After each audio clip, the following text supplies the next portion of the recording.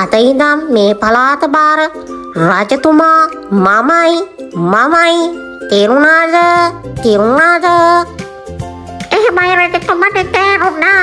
ජය වේවා අපේ රජතුමාට, ජය වේවා අපේ රජතුමාට, ජය වේවා.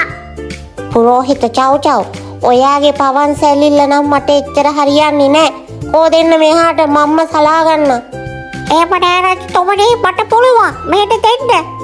මට මේ වැඩ ඔක්කොම පැත්තකට දාලා යන්න වෙයිද දන්නේ ඔයා වරගෙන හොස්පිටල් එකට. නෑ දැන් හොඳයි නේ රජතුමනි, දැන් මට තේරෙනවා කොහොමද පවන් සලන්නේ කියලා. පොරවට හරි රජෙක් වෙන්න ඉතින් පිනක් තියෙන්න ඕනේ. තේරුණාද චව්? එහෙමයි රජතුමනි, තේරුණා. අපේ රජතුමාට ඕන විදිහක් කරගෙන ආවා. මේ මොකද ලොලි අපිව දැක්කේ නෑ වගේ යන්නේ නේ? අපේ මහරජතුමාව අතුරගන්න බැරි වුණා කියලා තමයි මට හිතෙන්නේ. චව් ඔයාට ඇත්තටම පිස්සුද මෙයාගේ ආවතේව කරන්නේ? මෙයා මහා කපටියෙක්. ඔයාට කියලා මෙයා වැඩ ටික කරගන්නයි හදන්නේ මේ. මෙන්න මෙහෙට එන්න. කියන දේ අහන්න චව්. මගේ සිය කැපැත්තේ මම මහරජතුමාට සේවය සපයන්නේ. මේ මෝඩයට කියන දෙයක් තේරෙන්නේ නෑනේ. ඉන්නකො මං හොඳ වැඩක් කරන්න. මහරජතුමනි අපි ගම වටේ රවුමක් දාලා යමු එහෙනම්. මට හරිම කේන්ති ටිකිරි මේ චංකිගේ වැඩවලට. අපි කොට පාටපක් ඔකට ඉතින් එයාලට පුළුවන් නේ අපිට ඒක කරන්න.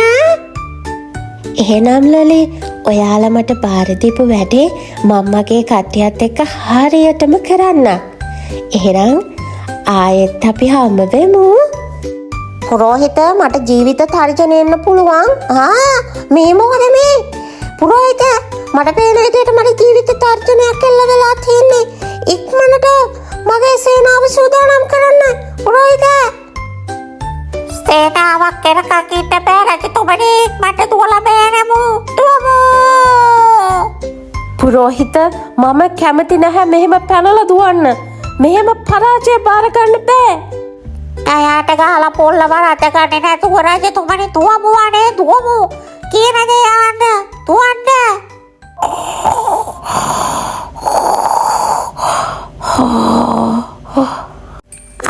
ඔය මොකක්ද මෙයාගේ ඔළුවේ වැදුනේ? ලෝකෙ පැනලනවද?